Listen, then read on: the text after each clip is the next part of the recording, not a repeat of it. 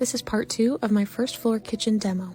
This countertop was too heavy for me to carry out in one big piece, so I broke it in half and brought those out to the dumpster before taking a quick water break and getting to work on removing the cabinets.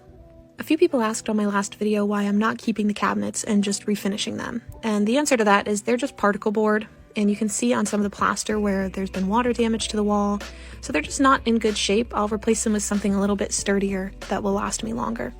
The back panels of every cabinet were the hardest things to get off because the screws that were used to connect them to the wall had mostly been stripped, so I couldn't unscrew them before pulling them off.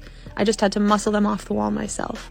So that's why you're seeing them come down in pieces rather than a satisfying single piece. There was some wiring down where the dishwasher was that I stopped to cut down and cap off before moving on to removing this platform that's beneath the window.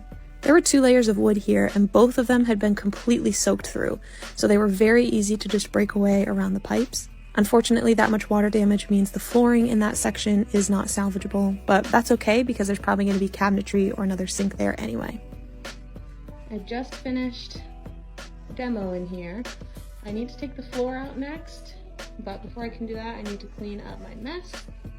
So that's what I'm about to do right now. Even though I'd been taking trash to the dumpster the whole time I'd been working, I still ended up with a lot of debris around the room. And if you know me or have been following me for a while, you know that I like a clean slate in between phases of a project. So I came through and removed the rest of the debris, and I also ended up doing a sweep of this flooring because there's a lot of plaster dust on top of it, and I didn't want to be kicking all of that up throughout the room as I pulled the floorboards out.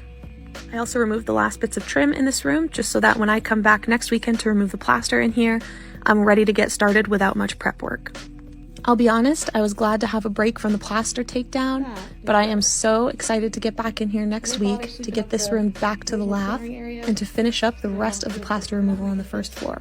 Check back tomorrow for the flooring removal video.